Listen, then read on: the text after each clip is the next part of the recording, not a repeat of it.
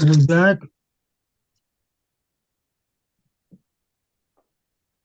Voice only.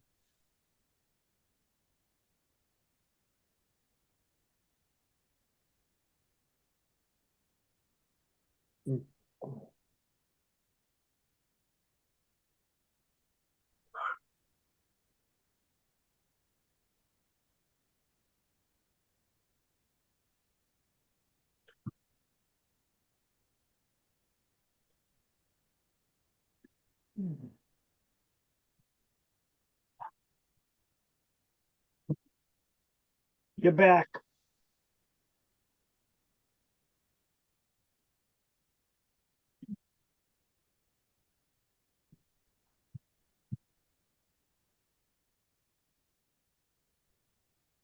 Maybe it's 6:30. Looks like we're all here. You on, Josh? Yep. Gene? You're muted, Gene.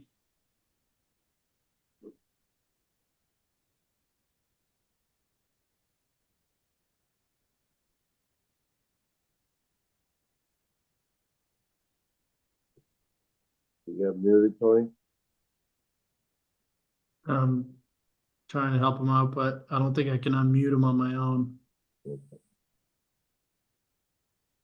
There you go.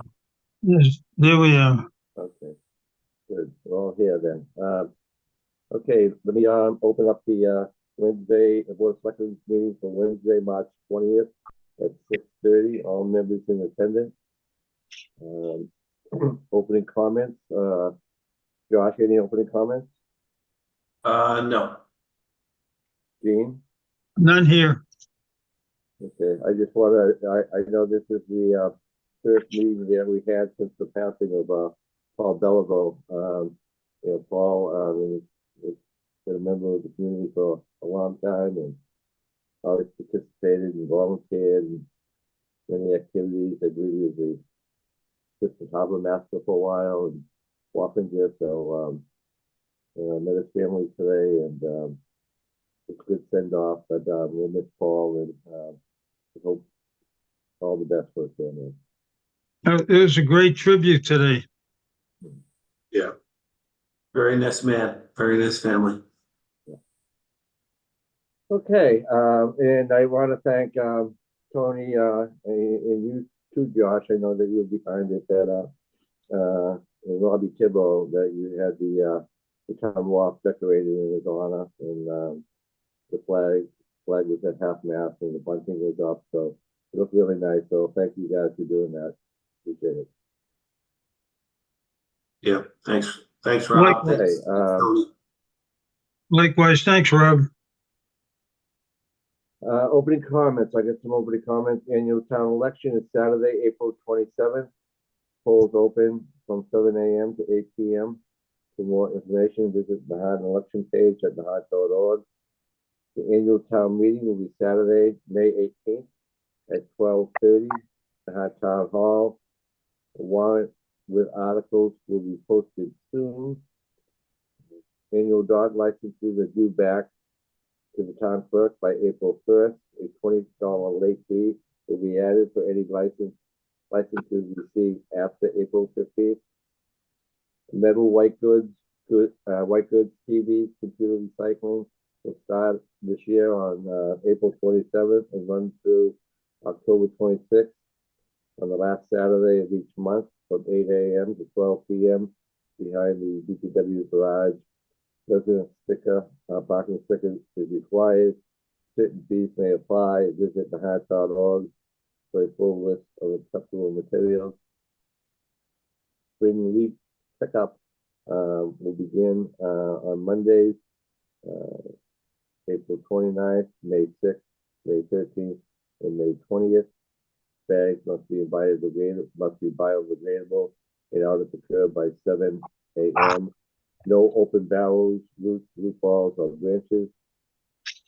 Parking stickers, 2024 resident parking stickers now available for purchase at nahant.org. Stickers are $10 each. All outstanding bills must be paid to the town in a census form completed before purchasing. Scholarship. The Charles Kelly Scholarship applications are due back by April 20th, April 12th. For applications, and more information about local scholarships, visit the scholarship page at nahant.org. Friday, March 22nd, Metropolitan Area Planning Council's North Shore Task Force Annual Legislative Breakfast at the Nahant Life Saving Station for the Selectmen Chair and Town Administrator to join.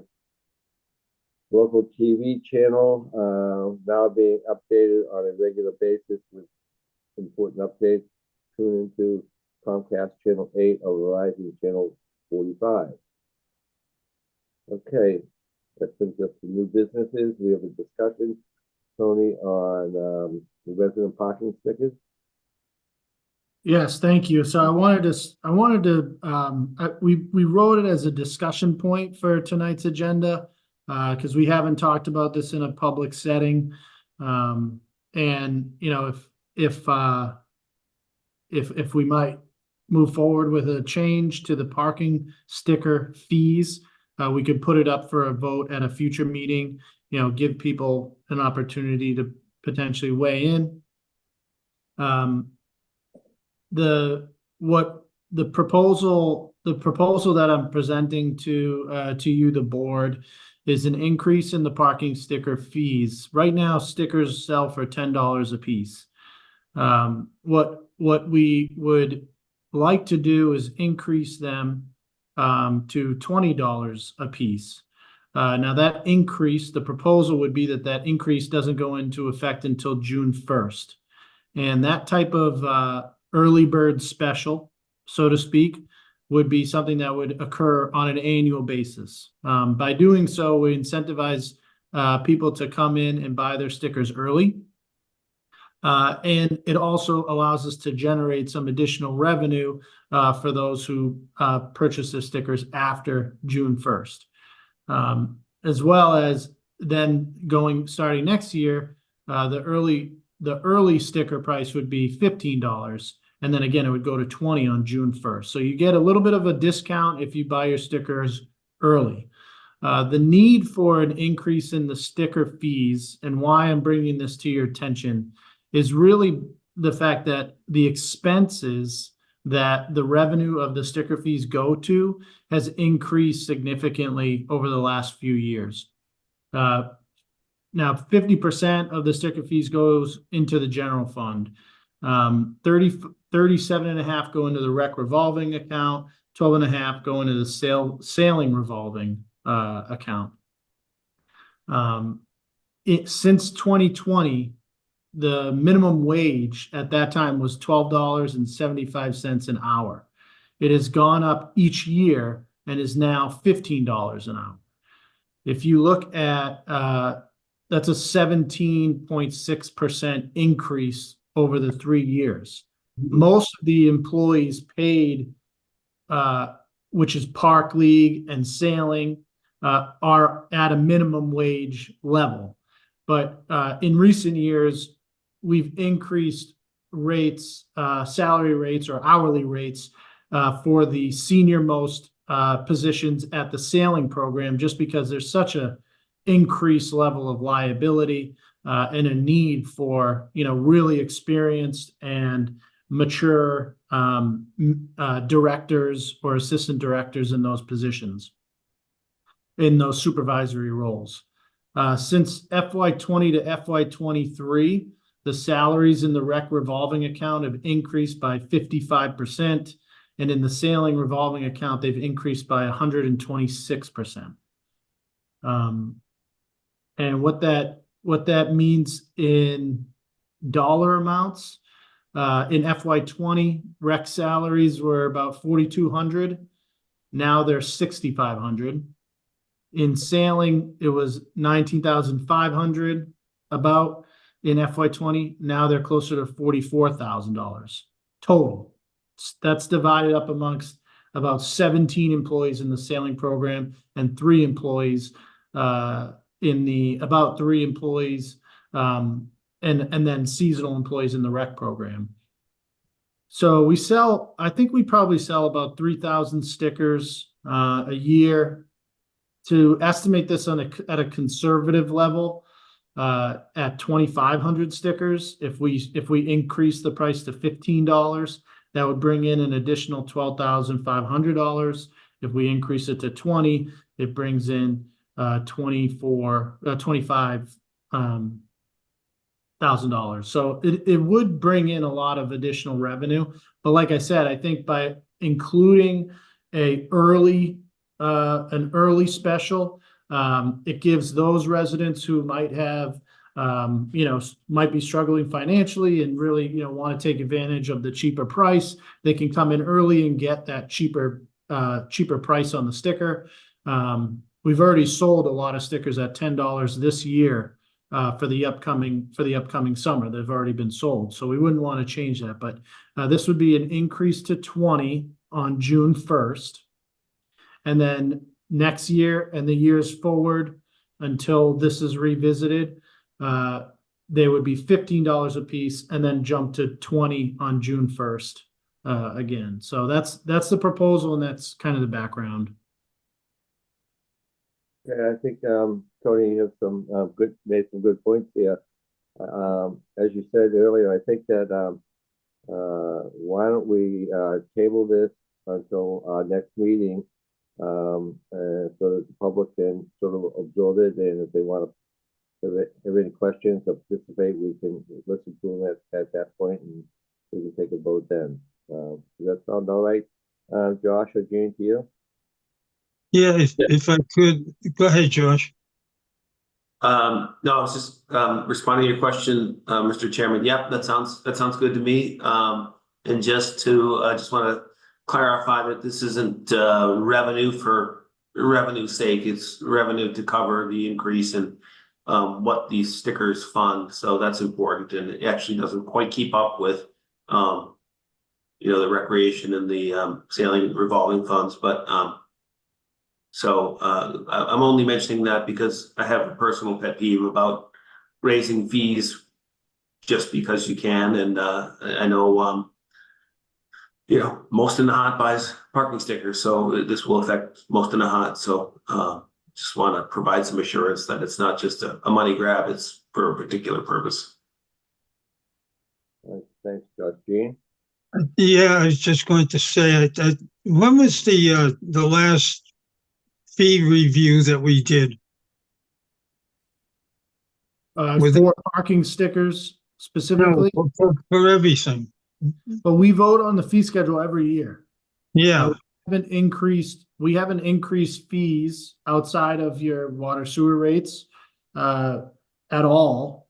And trash rates, I'm sorry.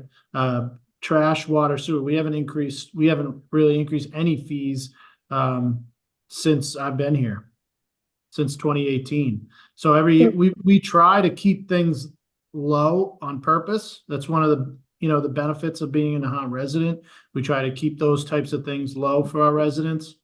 As Josh said, it's just a matter of, the expenses are kind of outpacing the revenue. I think that's happening with everything, but the reason I bring it up is I was just curious as to the last time that we took a vote on this, and if we could at some point go through the fees again on kind of a fee by fee basis, just to take a look at what we are at or where we are at.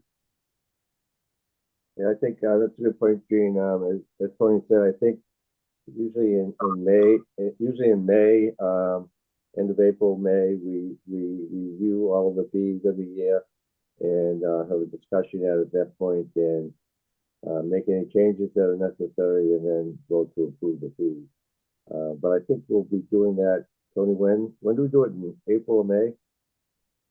We start asking department heads if they think, if they're recommending any type of fee increases for the fees that are within their departments in around April. And we start reviewing things in May, and then we usually vote for it in June, which goes into effect July 1st. So the new fees are for the new fiscal year.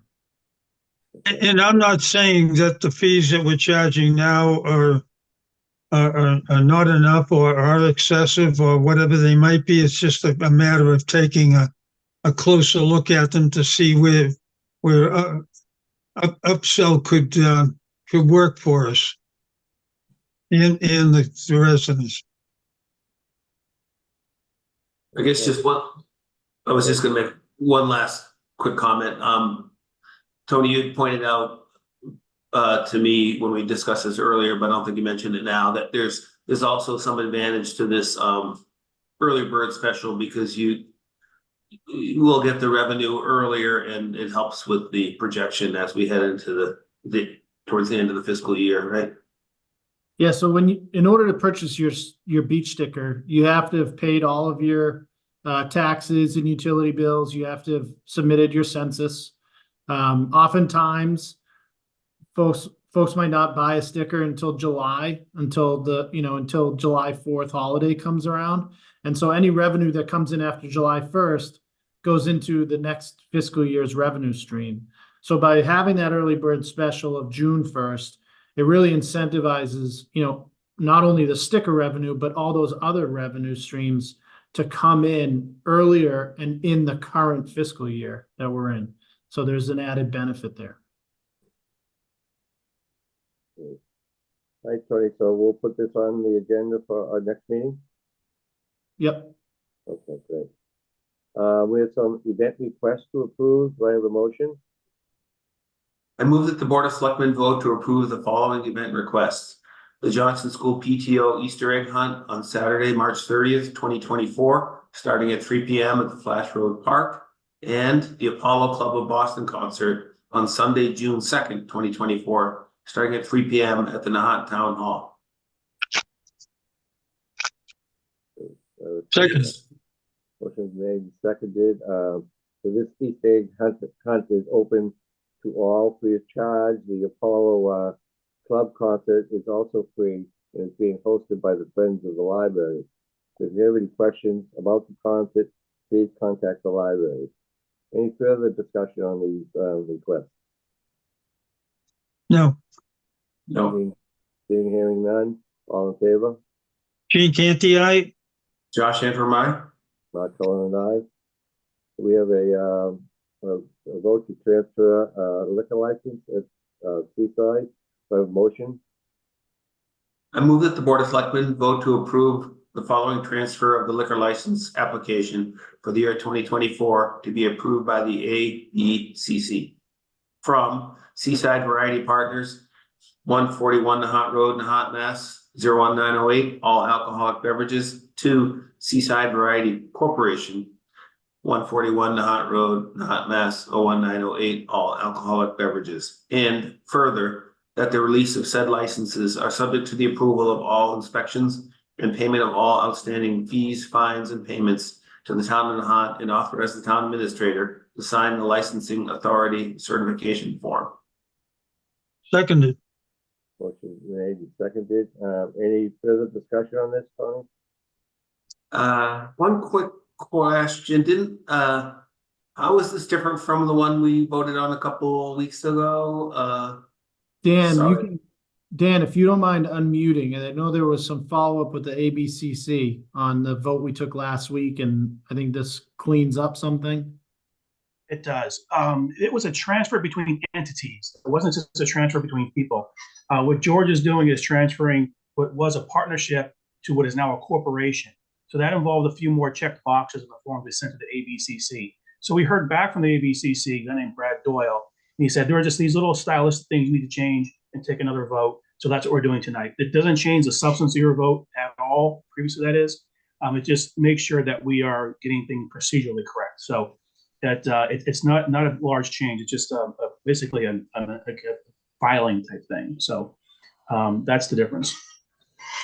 Thanks. Thanks, Dan.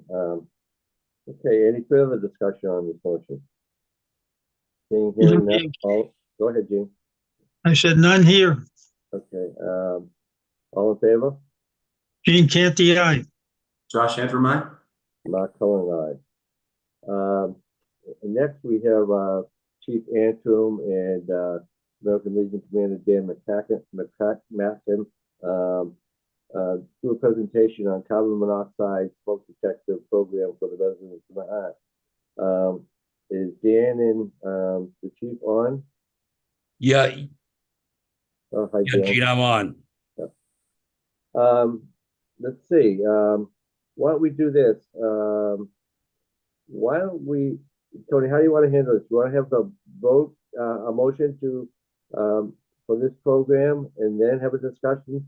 Have Dan and the chief have a discussion, or do you want to just do that now? Why don't we provide an overview and then you guys can just run through the two votes real quick. Okay, sounds great. Go ahead. It's all yours. So we just came from the fire department, had a small event there where we announced the creation of this program. And a couple, my remarks from down there, I'll go through some of them quickly, but earlier this year on Monday, January 8th, 2024, tragedy struck the Benson family in our community. The Nahant Police and Fire Department responded to a home on Cottage Street after receiving a request for a wellness check. Upon investigation of the home, the three residents there were found deceased. John Benson, his sister-in-law, Young A. Benson, and John's nephew, Andrew Caruth. The untimely passing of these three residents was found likely to be due to exposure to carbon monoxide in the home. John Benson and Young A were both longtime, well-known residents of Nahant. John was an Army veteran of Korean War and a member of the Board of Registrars. Young A was a very active member of the Council on Aging and enjoyed spending time there with their friends. Our community continues to mourn with the Benson family. But since that time, the American Legion and the Nahant Fire Department have been working together to help prevent tragedies like this in the future. And it was with my appreciation of their efforts that tonight we got to announce the creation of a local carbon monoxide and smoke detector replacement program called Get Alarmed Nahant, to be administered by the Nahant Fire Department. And after Chief Antrim and Commander McMacken say a few words, the Board of Selectmen are going to vote to establish the Benson Fund, which is going to be held by the town of Nahant and ensure that this program continues on in the future. And additionally to that, the American Legion has committed $2,000 to the Benson Fund, and the Board of Selectmen are going to vote to obligate an additional match of $2,000 for a total of $4,000 into the Benson Fund. The $2,000 from the town of Nahant is going to come out of our ARPA funding. So this program is going to launch by the end of the month. All Nahant residents are eligible. By signing up, the fire department will install new free carbon monoxide or smoke detectors, and will check your current detectors to ensure they're working properly. You'll be put on a database where the fire department can reach out to you on an annual basis if needed to make sure that your detectors are working properly. With that, Chief Antrim, if you want to, or Commander McMacken, I'll let you go first, and then we'll go to the chief. Terrific. Thank you, Tony. The loss of the Benson family, I mean, it's not just a tragedy, it's a preventable tragedy. At the Legion, we see it as a call to action. In collaboration with Nahant Fire Department, Board of Selectmen, we want every Nahanter to be safe from this silent killer, carbon monoxide. This group will provide and install carbon monoxide detectors at no cost. This was the program that we were in the process of putting together, and Tony has made it better in a huge way by establishing it as a fund, because the batteries go out on these things, they wear out, and as a perpetual fund, it can carry on long before the people, long beyond the people at this meeting, and accomplish the mission. Many thousands of Americans are killed by carbon monoxide every year, and it's preventable. And in Nahant, we can do something about it. So any Nahanter that requests one can have one. John Benson was a veteran who served his country. Now his memory can serve his community. Thank you, Jim. Thank you, Thank you. Commander. Thank you, Chief, Dan.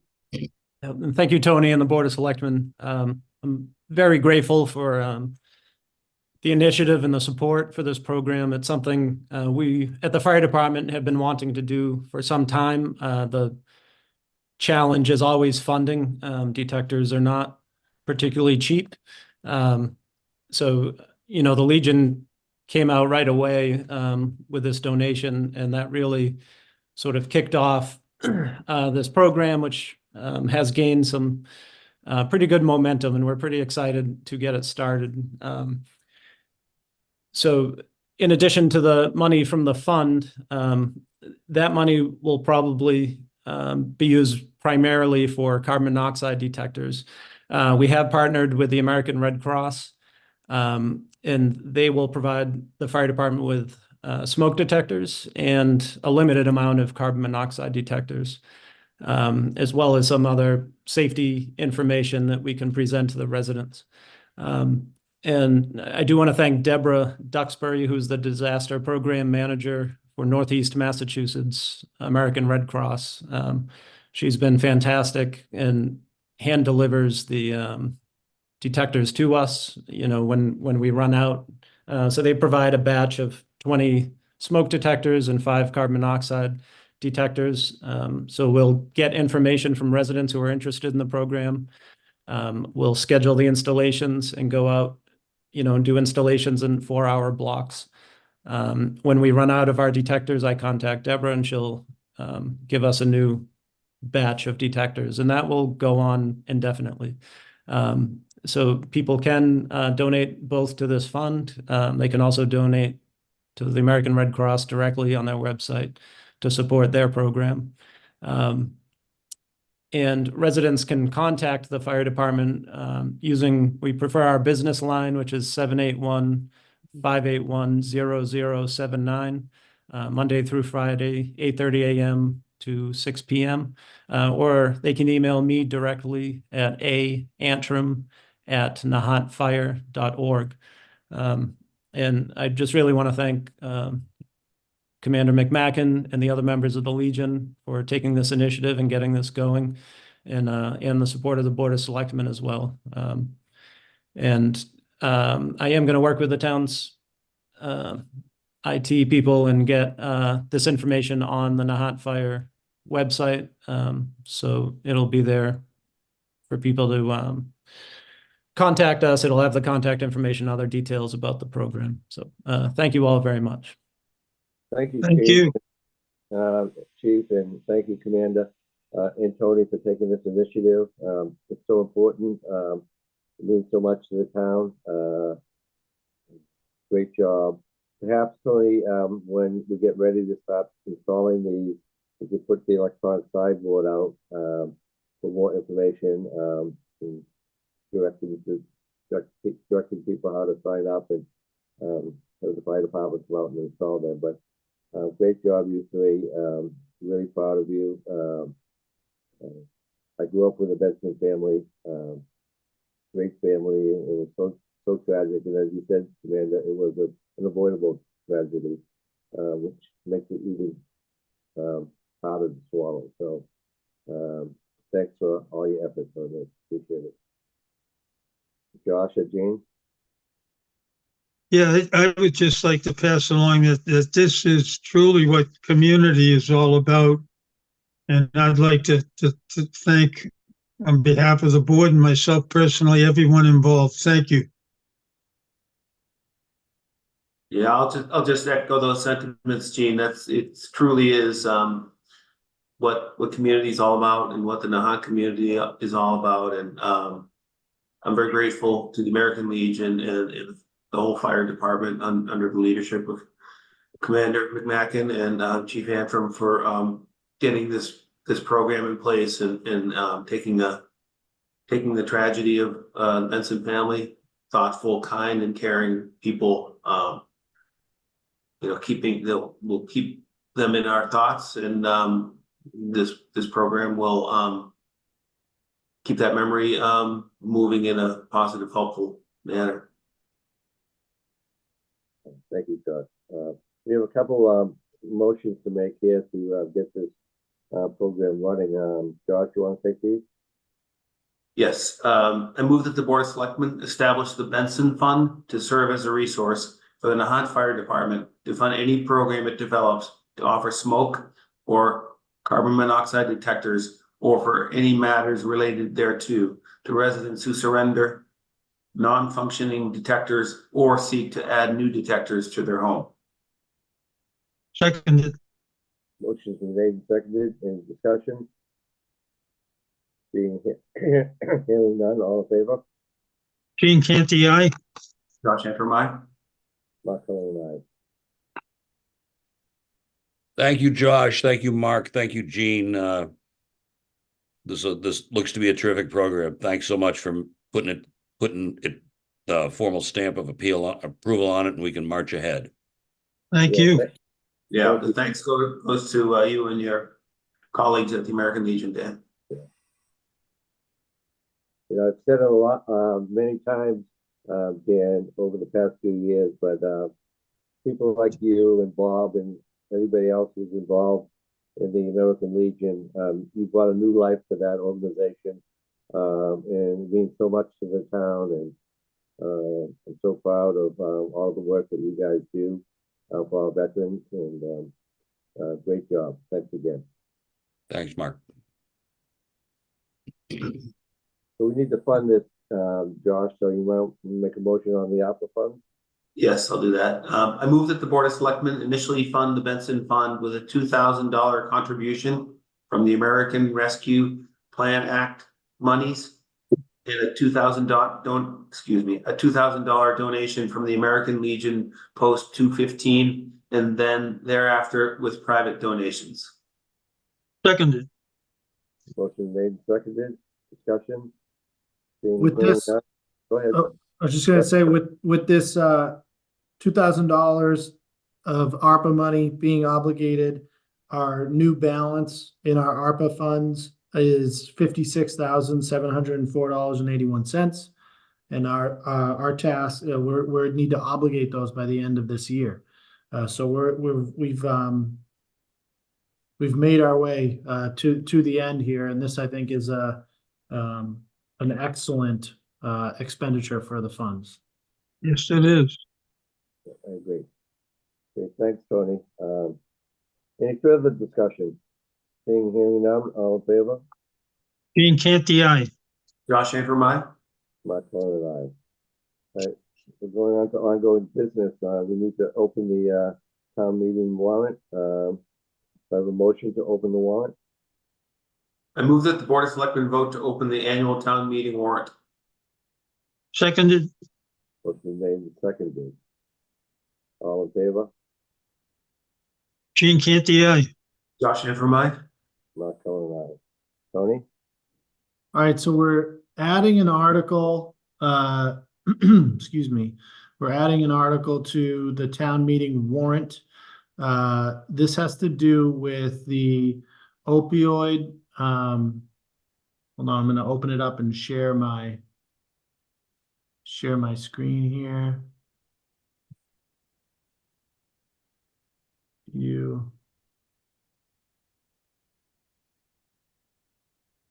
Share screen.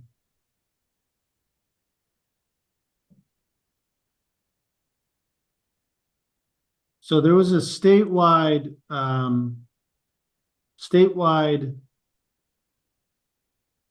case related to opioids that the Attorney General pushed for, and communities had the opportunity to sign up to receive funds from that settlement.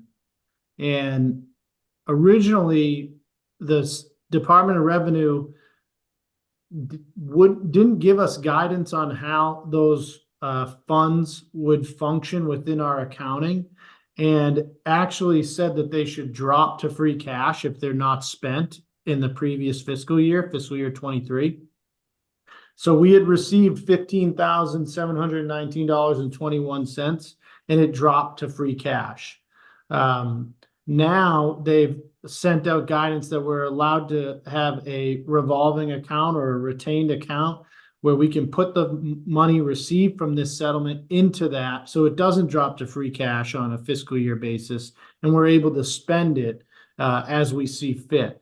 But in order to accomplish, to make sure we don't lose the $15,719.21 from the previous year, we need to have a town meeting vote to obligate that money from free cash. So that's why we're adding this article onto the warrant. And I can get a little bit more into that settlement as well. So hold on one second. Just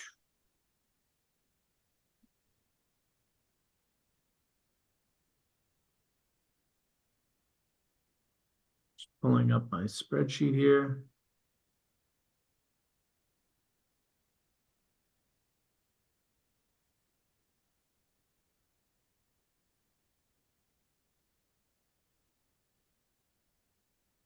So we're going to receive funding for multiple years. This is a long-standing annual revenue for the town, and in fiscal year 23, we had 10,335. In fiscal year 24, it'll be another 10,400. In fiscal year 25, 12,000. In 26, 12,000. In 27, 11,000. So it changes each year based on the settlement, but overall it goes until fiscal year 39, which totals $134,000 for the town of Nahant. Now it's spread out over time. And we are allowed to spend these funds on a number of different things related to the opioid crisis. So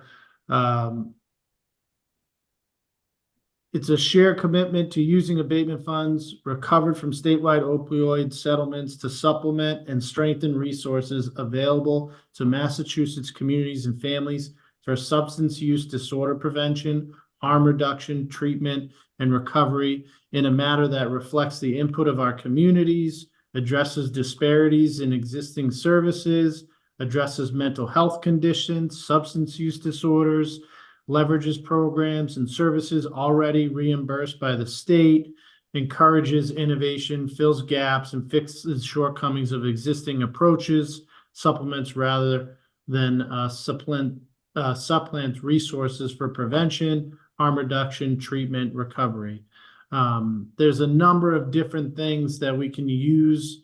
There's some guidance we've gotten from the state. The town hasn't determined yet how we're going to actually spend these funds, but we want to make sure that we keep them, in one account so that they don't get mixed in with our other free cash and get spent on other general fund expenses.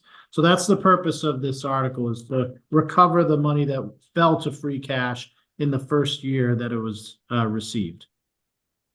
Thank you, Tony. So, just to rehash this, so we're asking the town to appropriate this amount of money from free cash, and we're putting it into a revolving account. Is that what we're doing?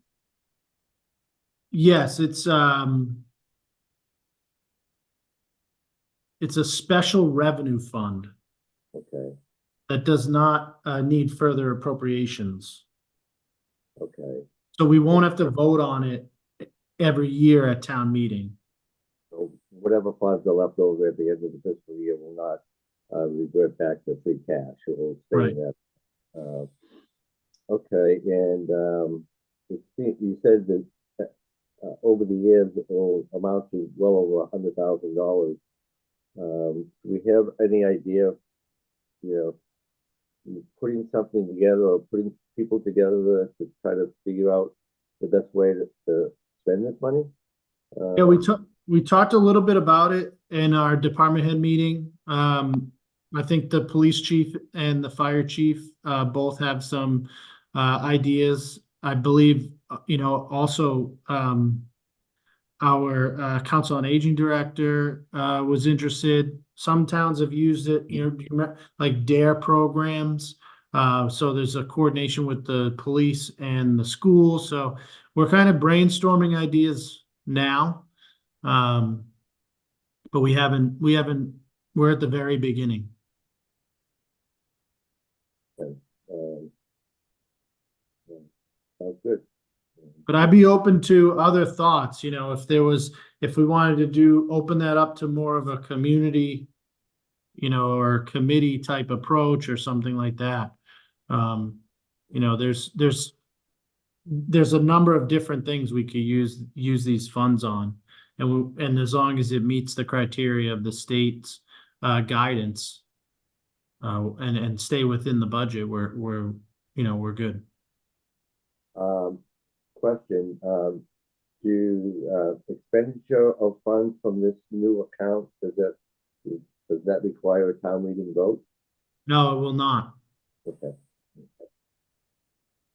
But it's been, you know, one of the reasons this kind of came up, and it wasn't included originally in the warrant. I actually saw on the news, there was a news article about how are towns spending these funds. And so I started doing some research. I reached out to DOR, and it wasn't an intentional misuse of funds by these other communities. It was because it was dropping to free cash and being absorbed into their general fund. So the DOR, it was timely that I reached out to them because they had just released this new guidance saying you can put it in this special revenue fund. That way it stays, you know, stays within an account and it can be spent appropriately on, you know, these opioid related efforts. So we followed up. Allison followed up and put together this article so that we could make sure that, you know, all the money received from this settlement is going into this fund and is used for those purposes. This revenue fund, does it earn interest? I don't know. Okay, we'll check with Allison on that. Okay, great. Josh or Gene? I was just wondering, Tony, excuse me, if you could, why don't you go ahead, Gene? No, I'm fine. Sorry about that. I was just hoping, Tony, maybe you could email us the criteria on how these funds can be used, just so we can ponder possible uses in the future. Yeah, it's in I probably sent it right before as you were on your way down to the fire department tonight yeah. for the event. So it's in your inbox Okay, with the thanks. up to this meeting. You'll have a Excel spreadsheet that shows you all the funding over the years.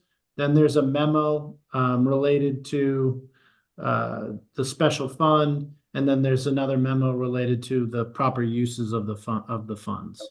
Great, thanks. Tony, is there a time frame on this funding?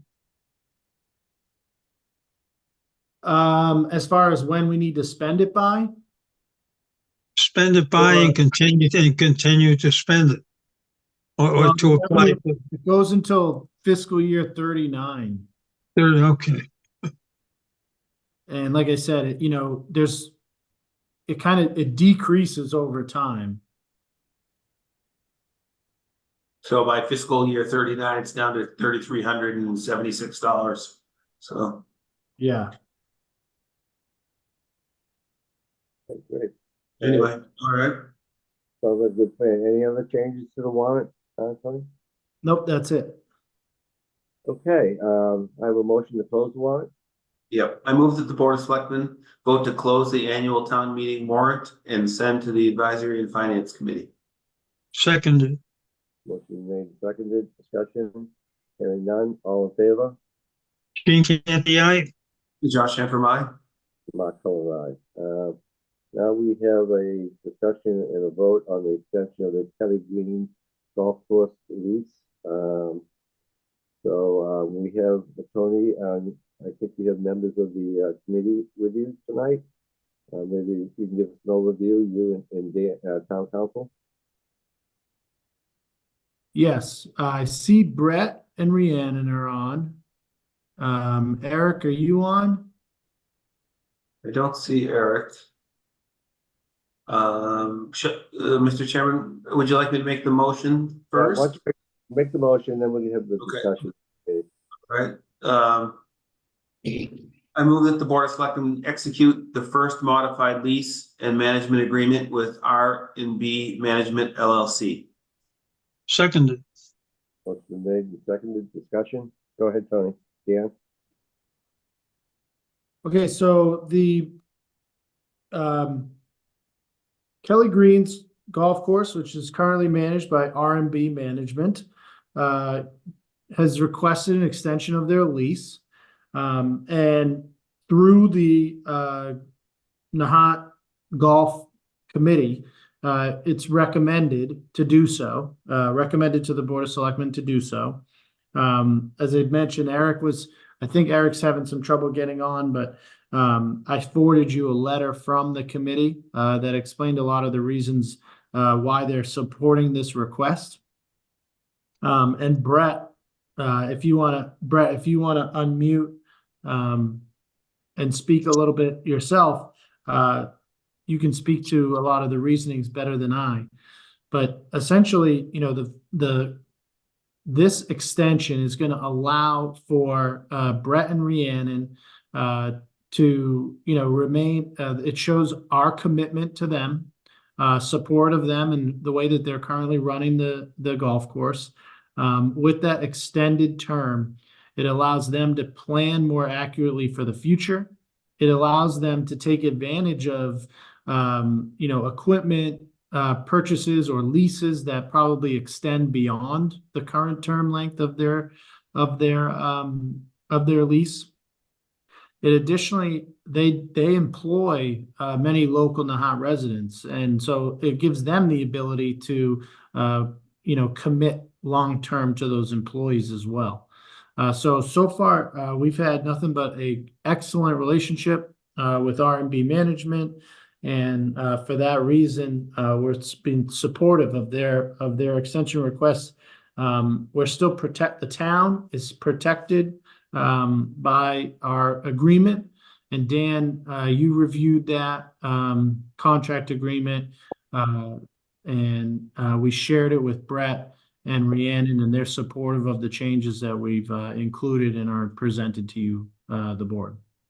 Yeah, and it's important to note that there are no substantive changes to the agreement. All we're doing is exercising our authority to extend the agreement. So this is not a renegotiation.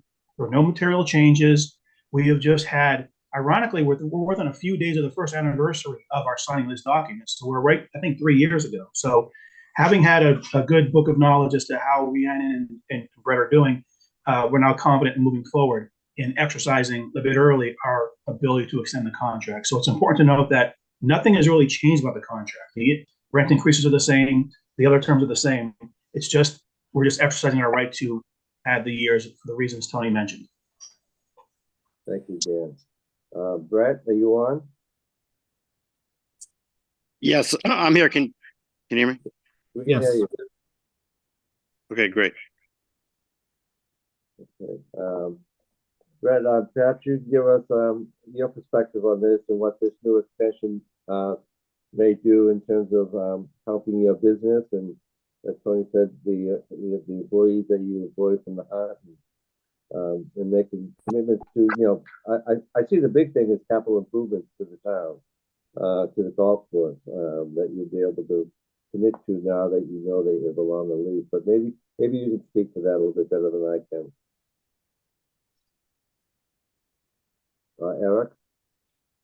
Hi, Eric, I'm sorry. I'm having some technical difficulty getting in. Sorry. Can you repeat your question? Sorry. I've already spoke a little bit to the benefits. I spoke a little bit on your behalf, Eric, but go ahead and if you want to just kind of briefly recap, you know, your support letter for the extension request and you know, support for R&B Management. Yeah, absolutely. So the golf committee in general has been very impressed with the operation of the golf course. Not only are the grounds well maintained, but they've gotten significantly more use, as you can see through the increased play on the course. And I just think in general, the course is heading in a really good direction, which provides an outlet for people in the town. It also showcases the town to people that are looking. So I think, one, the golf course is great. The restaurant has also been performing well, and the food is good for everybody in the town. And I think just having consistency is good for the town. It's also good for Brett and his team. So I think it offers a lot for us, and it's important, I think, for the town and for the golf course in general that we move forward with extending the lease. And that's why we wrote our letter of support. Thank you, Eric. Josh, any comments? Only that, of course, it's a lot easier to run a business when you can look into the future and, know that you're going to have that business, or at least have the opportunity to have that business looking forward. And, as Eric has stated eloquently, they're a good leasing, and it's a good golf course and restaurant for the town. So, I'm certainly in favor of extending their lease. Gene? Yeah, I think just to follow up or parrot whatever's been said so far, is that everything seems to have been very successful. And Eric kind of finishes up his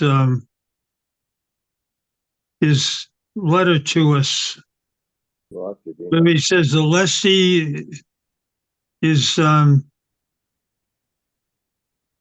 basically he's finishing up by saying that the lessee is a perfect tenant for an extended lease, and because of what was just said. So I think that the golf committee's support is tantamount to us going along with this, and I think we have the goodwill and faith in what they're requesting. Thanks, Gene. Eric, thank you, first of all, for serving on the committee. Who are the other members? Yeah, it's Jimmy O'Connor, Joanne Dunn, Eddie Peterson, and a few others. Luke Wachtel, and a few others. But yeah, we have a good committee, and everybody's been, like I said, very impressed with the current operation of the golf course. So we had unanimous support for that letter that I wrote on their behalf. Great. Well, thank you and the committee for serving and going through all this. And Dan, Dave, thank you for. I know that golf course leases can be pretty contentious. I think that from experience in the past. But good job in putting this together and working with Brett and the committee. So thank you, Tony, for getting this all together. So sounds like a good plan for everybody. Just one technical or contractual question. It looks like the lease fee is going up 1.5% a year for these 10 years. Is that right? Yeah. And that's consistent with the first term. So it's not changed anything substantively. That's just exactly how we've done it for the past 3 years. All right. Thanks. And, hey, Eric. Yep. Just one more thing. Good letter. Oh, thank you. Thank you. Yeah, I took some time on it, and I wanted to make sure that I captured everything that we had discussed in our meeting. So I appreciate it. Thank you. You're welcome. Eric, I want, before we leave this, I put you on here. When are you going to start the men's league down in the Johnson School basketball? There is talk. I got a group of guys that are all in our age range that do want to play, and we could use the lights down there and get a good league going. But we got to be careful with injury these days. So you know how it is. Are senior citizens invited too? Yeah. Only if you want to guard one. Josh. Eric was one of my star pupils in the Nahant basketball. He was the big guy I always put under the basket. So yeah, my whole game's above the rim. So thank you, Eric. Okay. Any further discussion on this motion? Seeing, hearing none, all in favor? Gene Canty, aye. Josh Hanfer, aye. Mark Cullen, aye.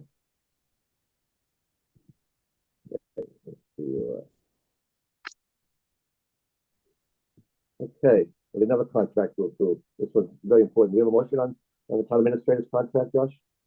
Yep, I move that the Board of Selectmen vote to approve and sign the town administrator's contract with a term beginning July 1st, 2024 to June 30th, 2029.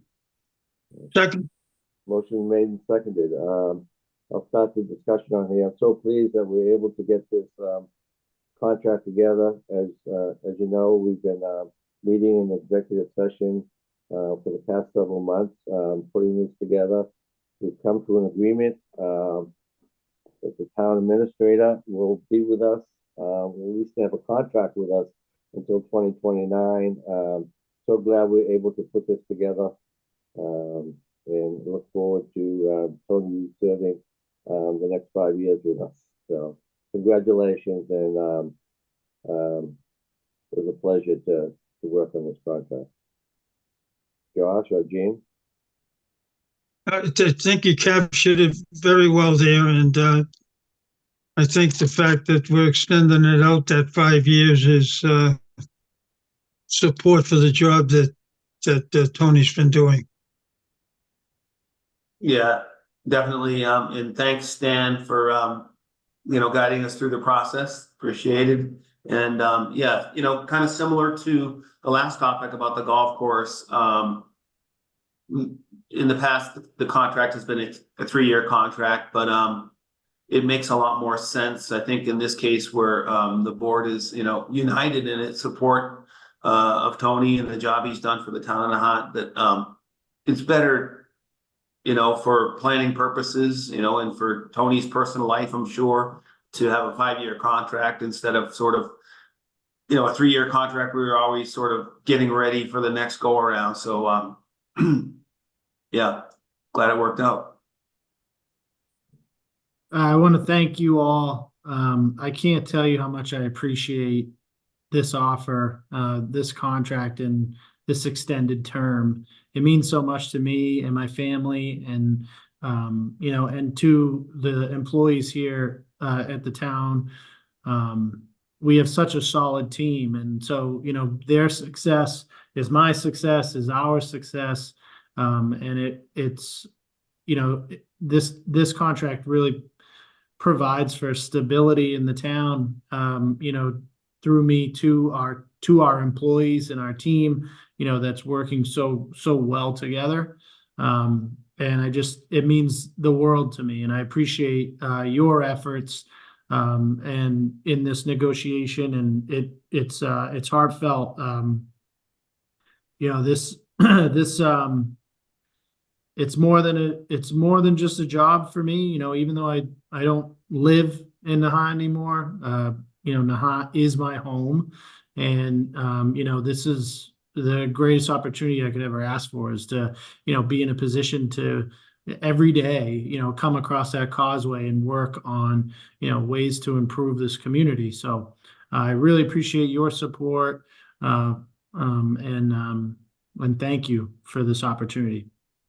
Well, thank you, Tony. And I would never believe that how many years ago that you were a junior in college at Endicott College, and you asked to be my intern, that you would soon become town administrator. So that's great. Yeah. Okay. Any further discussion?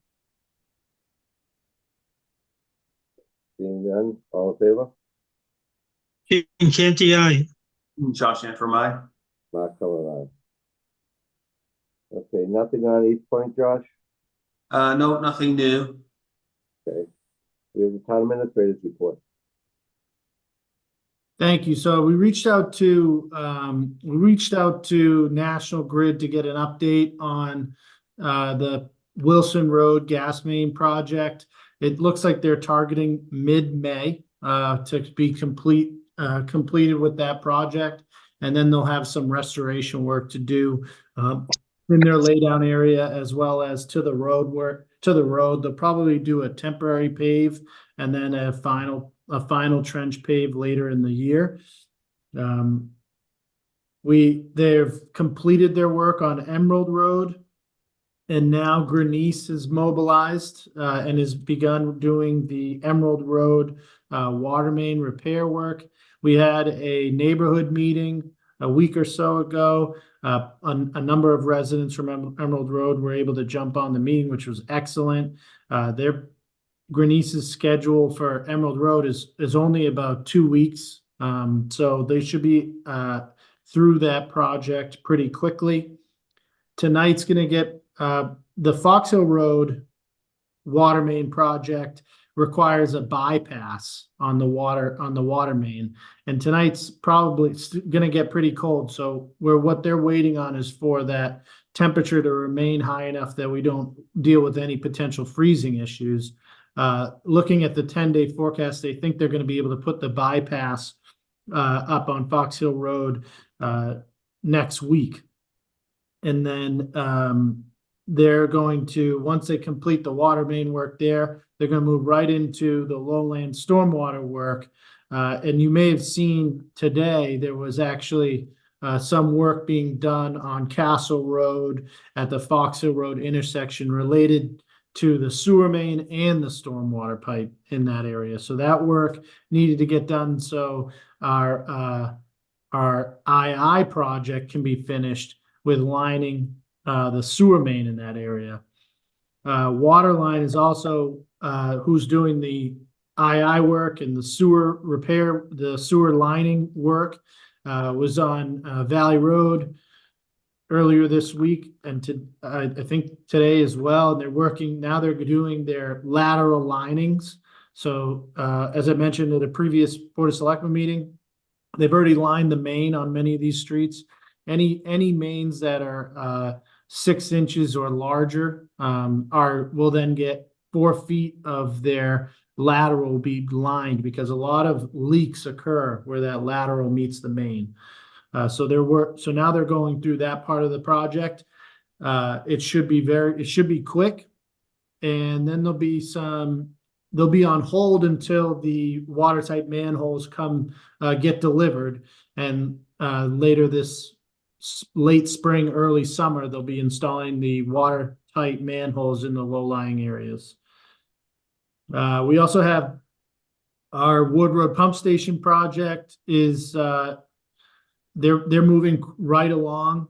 I met them down there earlier last week on Friday to take a look at some of the work that they've done. They've already done a lot of the demo work and removed some of the non-functioning elements of the pump station, and it's moving. They're moving right along. That's a good contractor we have there. So very pleased to see the progress that's being made with that.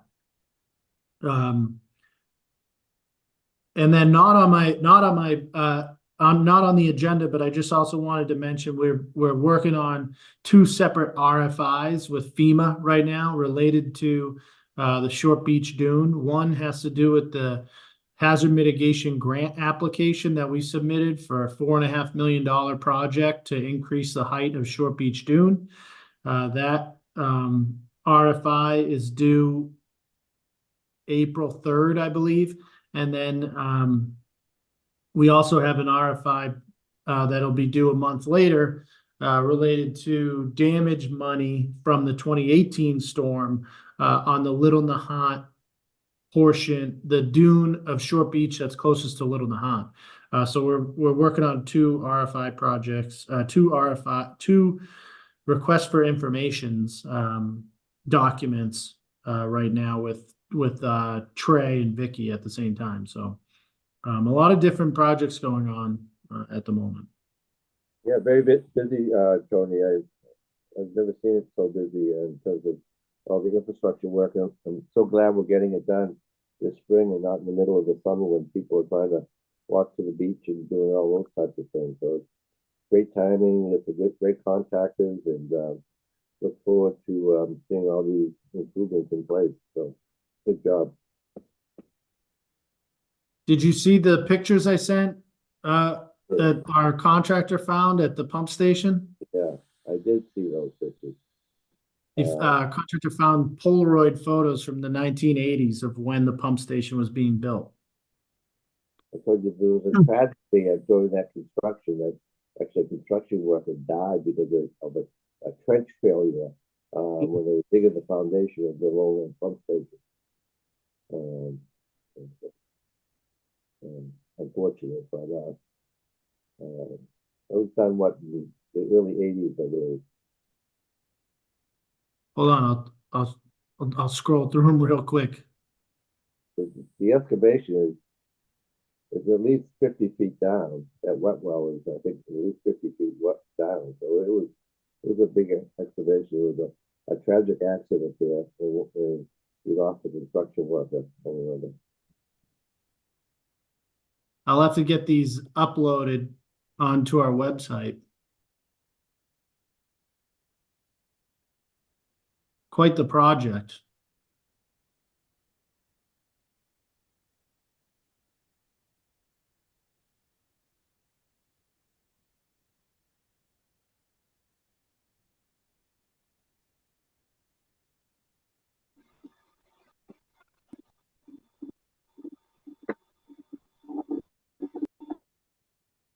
Okay. Sorry, I was muted there for a minute. All right, we on to citizens forum.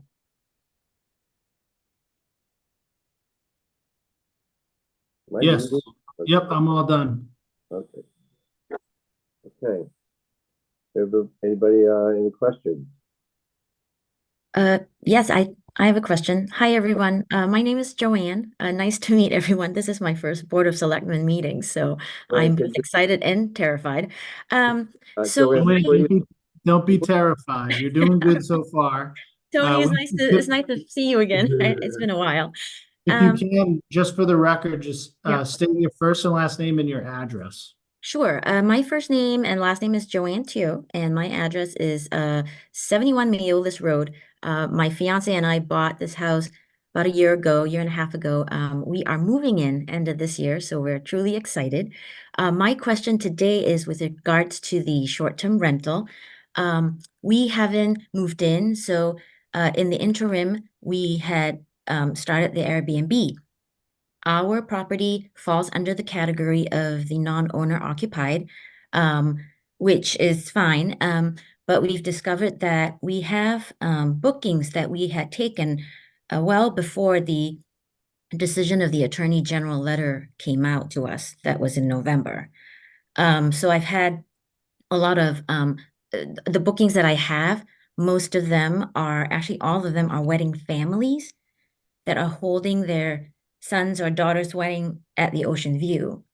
So parents have reached out and just implored for us to, maybe grandfather their bookings in because there really wasn't a lot of notice and they had booked a year out. And as you know, people book weddings a year in advance. So it was suggested to me that I put forth this question to see if it was at all possible. Our bookings will end, I think the last wedding booking I have is end of August. So it's really just through the wedding season period of the Ocean View, which is, as you know, the summer months. So How many and bookings, Joanne? go ahead. How many bookings?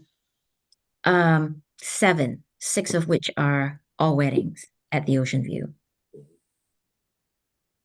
Okay. And they range from, there's 2 in June, none in July, 2 in August, and I think 1 in May, 1 in April.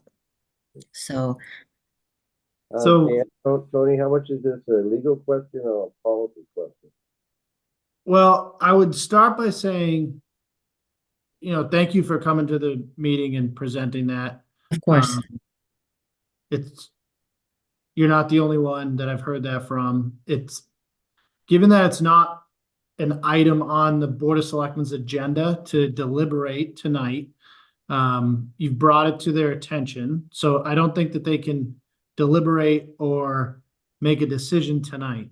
But we could add it to the agenda for the next Selectmen meeting. And in the meantime, maybe you could email me or the Selectmen, or you can email me and I'll pass it on to the Selectmen. Okay. The details that you Sure. mentioned. Yep. And then I can connect with Dan, as you were saying, Mark, and, you know, come up with something to provide you guys. Okay, that's fine. Thank you so much. It's just, I want to be able to try and do right by these families. They love the town, and we love the town. That's why we bought the house. So, we've been responsible with the Airbnbs.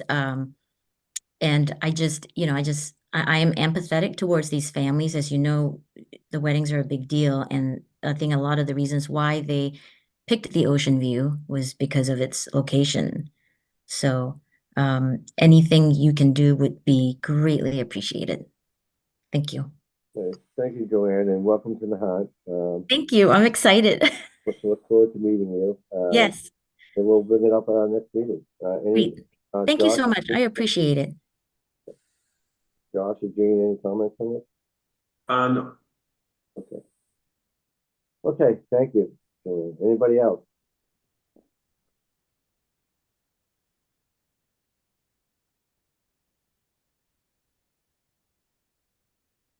I see Michelle has her hand up.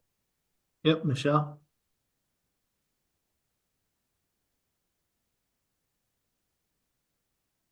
Hi, good evening. Thank you. Michelle Capano, 29 Ocean Street. With regards to the non-owner occupied Airbnbs, what are the actions the town will take for enforcement if there are rentals going on?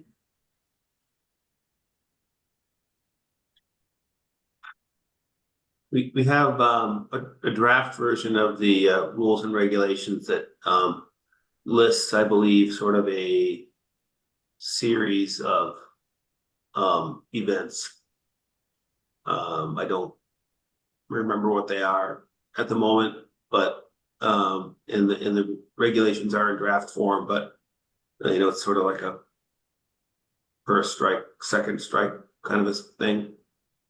Well, what Michelle's referring to is on the zoning side, the non-owner occupied.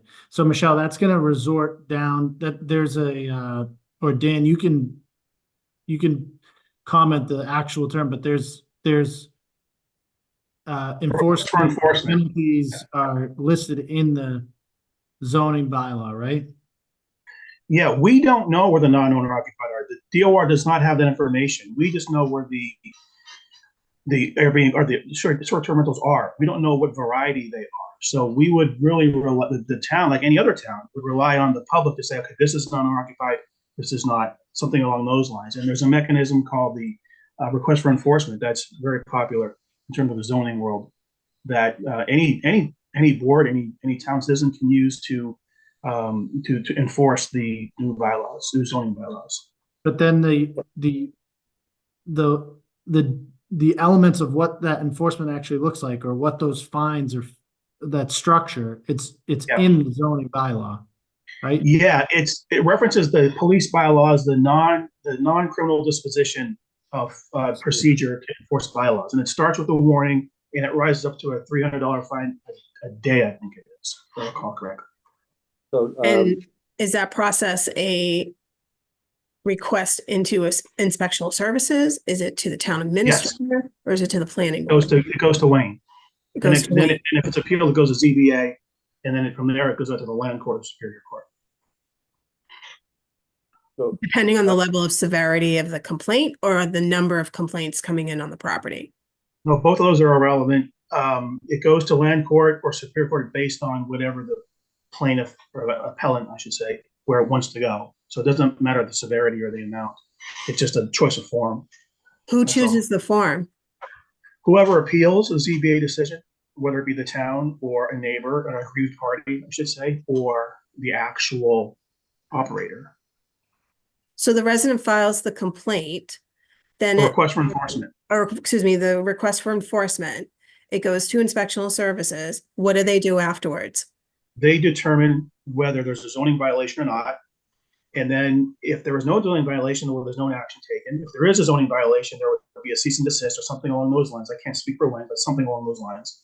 And then the violating party, so to speak, would have the ability to appeal that to the ZBA. I don't know how much, I think they have 20 days or something like that, And then they would get a hearing at the ZBA within, I think, 60 days. And then that would be open to the public. Anyone can testify, so to speak, or speak. And then they would come up with a decision. They would basically do the same thing Wayne would do, order a cease and desist or find a non-violation. And then there's a mechanism to take it up to, like I said, Superior Court or Land Court. And that's up to the appellant. And Land Court, as you imagine, specializes in land issues, land use issues. Superior Court is much more general. So it's probably wiser to go to Land Court because they're much more fluent in these sorts of things. So ZBA becomes the authoritative body for non-owner occupied. Well, it goes to Wayne first, then the Yes. ZBA, and then to whatever court, if someone wants to take it up. It's usually a pretty drastic step, but it happens. It's a 48, they call it 48. Okay, thank you. Dan, you mentioned that we have a list of all the Airbnbs in the Nahant. We will cross-reference that with the town clerk's office, right? To make sure that the resident is living there. Diane has that list, and we mailed letters to everyone in that list, informing them as to the new bylaws and the new zoning bylaws and what they can and can't do, which probably spawned Ms. Teo's appearance tonight. Well, I should say, I know it's appearance tonight. So with regards to the mailing, did you get any return mail? I think we got one or two that were returned. I can dig those out. I have to go find them, but not many. I think we sent out 52 letters. I think I got maybe 3 responses. I think 1 or 2 came back as non-deliverable. And how are you going to action the non-deliverables? Well, I don't know what to do about that because they were not deliverable. So I think we would just, again, rely on the process of the request for enforcement.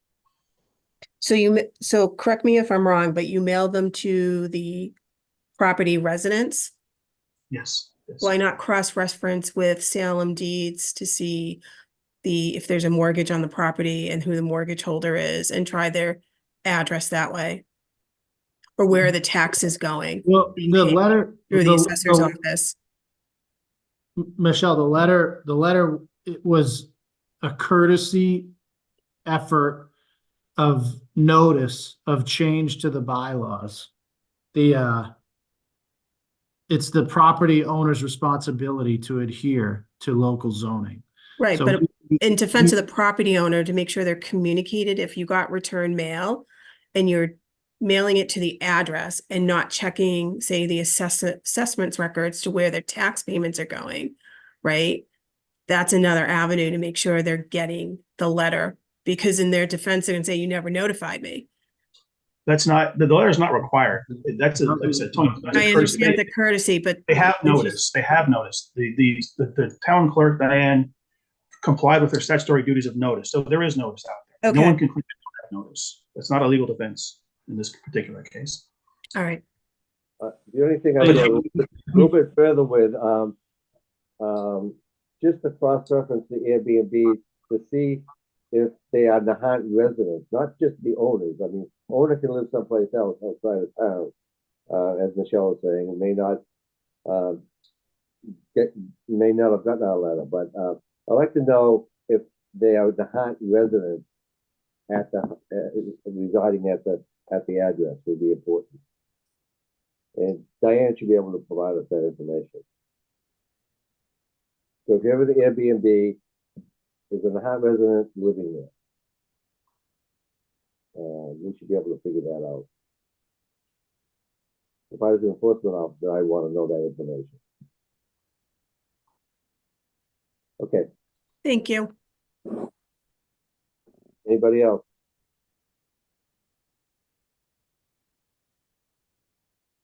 Well, I'm just processing that, Mark. I think you're right. And when we finalize our regulations, all short-term rentals are going to have to register with the town of Nahant. So that's another avenue where that information will come to us. But yeah, in the meantime, we could cross-reference with that. So Tony, just to clarify, short-term rentals that are in a business district, B1 or B2? If they're if they're in a business district and they're non-owner occupied, they'd have to get a special permit first. Okay, and if it's owner occupied, Yep, all legal short-term rentals are gonna have to register with the town of Nahant, right? So- okay, And if you try to register and it's not a legal unit, you won't be able to register. Exactly, okay. yep. Okay, we have George. Yes, George Mahovan, 64 Lennox Road, Nahant, Mass. I'm sorry I'm late to the meeting. Unfortunately, my wife is in the hospital having a knee replaced, and she's having a kind of a setback. So I just kind of jumped into this right now. And of course, it's something that I am very interested in. And I didn't really get anything because I just jumped in. Is there any way you can recap what was just going on about non-owner occupied short-term rentals and notifying them and what was this all about? I when I looked on the community calendar, I didn't see anything about short-term rentals being discussed. It's just a Yeah, a resident comment. And what could you tell me what was said? Or yeah, it wasn't, ahead. it's not on the agenda. We had, what you just walked in on was Michelle had asked about, how we were going to be enforcing non-owner occupied, what that process looks like. And Dan was overviewing how it goes from, a request from enforcement to the building inspector. If there's a determination that there's a violation, some sort of action occurs from the building inspector to the property owner. If there's an appeal, it goes to the ZBA. And then there's an appeal of that decision. It can go to two different courts, depending on the who's appealing. So it was just kind of an overview of the process. now, when you say it goes to the ZBA, I thought it was illegal in the town of Nahant to do that in residential areas. Why would the ZBA have any control over that? It's just the standard process of a zoning bylaw violation. That's your appellate board.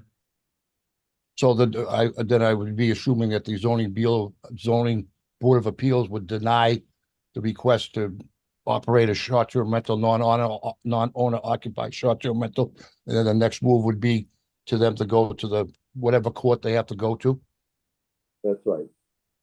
That's right. Okay, and also Mark mentioned about the list of the owners. I went on the computer, found a list of all the addresses. I think it was. No, I think it just, I don't think it's, I'm not sure, but it didn't give the name of the property owners. And I would like to have that made public. I know you said something about having it up at the clerk at Diane's office. Could you make that public, post it on the Facebook, or no, I'm sorry, not on the Facebook, but on the town website so that people could see that? It's just the street list. That Right. I've found so far, yeah, street list and some kind of number attached to it as far as a identification number. I'm not really sure. I looked at it a couple of weeks ago, and things have just been a little crazy around here, so I really haven't looked back at it. And I was going to send you an email, Tony, to ask you to get the names of the addresses that I'm seeing on the state website, just so we can have. Send me what you're seeing, George, because from when we did this, when we went through this effort to come up with a list of who to send to, it was not publicly available information. Oh, geez. Well, So I'm assuming if the state is not making certain information public, there's a reason for that. So we're going to follow the same thing as the state. And if you want to appeal that decision, we'll seek some guidance from the Attorney General on whether it's public information or not. But we're gonna follow the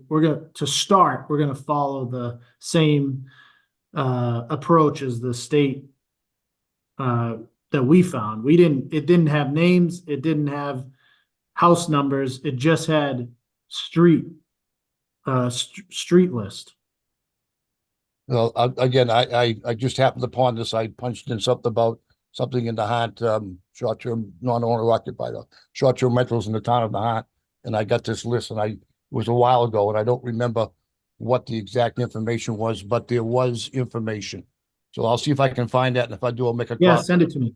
I'll have to make a copy because I don't know how to send stuff to the computer. I'll make a copy of it, and I'll bring it up to you in person. All right. Well, thank you very much.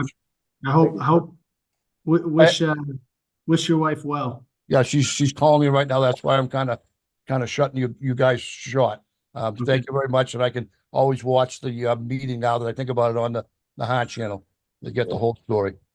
Thanks, Doug. Yeah. All right, thank you very much. I get here, Cora. Cora? Yes, thank you, Mark. I was just wondering if there was an update on Can you identify what's yourself, Cora? Name and address? Cora Long, 263 Nahant Road. Go ahead. I was just wondering if there was an update on the timeline for the completion of the CPC funding for the Flash Road courts. Yes, Cora, I think at the last meeting, I read you had jumped off, and then I read your message in the chat, and I gave the update, but I think you had just jumped off, or just logged off of the meeting. So we got our order of conditions from the Concom, I think 2 weeks ago or last week. And I reached out to the contractors that were included in the CPC application and asked them for an updated timeline. And I'm just waiting for their response. When I spoke to them prior to going to the Concom, they mentioned they were going to be hoping for April, but it was weather dependent. And that is for the whole project or just the lighting, or is that for the orders of the screen? I mean, is that Just the whole project? lighting. Just the lighting. Yeah. Okay. So what we want, the objective has been to prioritize the lighting, and then, in case the costs overrun, we have the funding for it. Whatever's left after that project is completed and paid for, we'll use towards the other elements of the application. And can I just ask, is that lighting project for both the basketball court as well as the tennis and pickleball courts? Or just the tennis pickleball courts? I'd have to pull up the lighting plan, which would take me a minute, but it's 4 poles, 2 on either side. So I'd have to look at the lighting plan to find out, where I believe they're all 4 poles are to point towards the tennis courts, pickleball courts, because the other lights that are there now already do a pretty good job of lighting up the basketball side. Oh, okay. All right. Okay. Thank you. Thank you, Cora. Anybody else?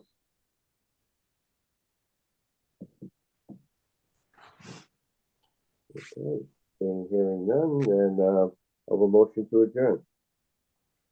I move that the Board of Selectmen meeting be adjourned.